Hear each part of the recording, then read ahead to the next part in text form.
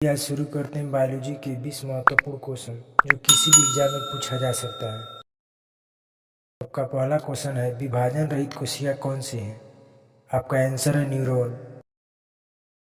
दूसरा प्रश्न है, तेज विभाजन रहित कोशिका कौन सी है? आपका आंसर है लीवर। प्रश्न 3, आइमा प्रेमिसियम एवलिना कैसा जीव है? आपका आंसर है एककोशिकीय जीव है। चौथा प्रश्न है, मनुष्य कैसा जीव है? आपका आंसर है बहुकोशिकीय जीव। पांचवा प्रश्न है, कोशिका भित्ति किसमें पाई जाती है? आपका आंसर है पादप कोशिका में। छठवां प्रश्न है, क्लोरोप्लास्ट किसमें पाया जाता है? आपका आंसर है पादप कोशिका में। सातवां प्रश्न है, किसमें कोशिका भित्ति नहीं पाई जाती है? आपका आंसर है जंतु कोशिका में। आठवां प्रश्न है, कोशिका भित्ति किससे बना होता है? आपका आंसर है सेलुलोज से। नौवां प्रश्न है, कवक की कोशिका भित्ति किसकी बनी होती है? आपका आंसर है काइटिन की।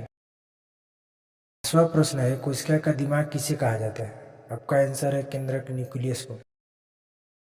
11वां प्रश्न है, केंद्रक का खोज किसने किया था? आपका आंसर है रॉबर्ट ब्राउन। 12वां प्रश्न है, केंद्रक का कार्य क्या है? आपका आंसर है कोशिका का विभाजन करना। 13वां प्रश्न है, कोशिका झिल्ली किसमें पाई जाती है?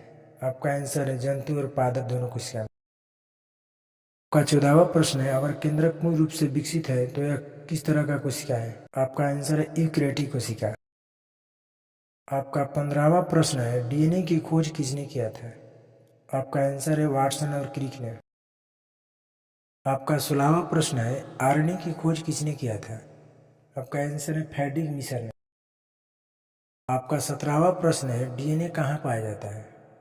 आपका आंसर है केंद्रक में। आपका 18वां प्रश्न है, थायमिन किसमें पाया जाता है? आपका आंसर है डीएनए। आपका 19वां प्रश्न है, यूरेसिल किसमें पाया जाता है?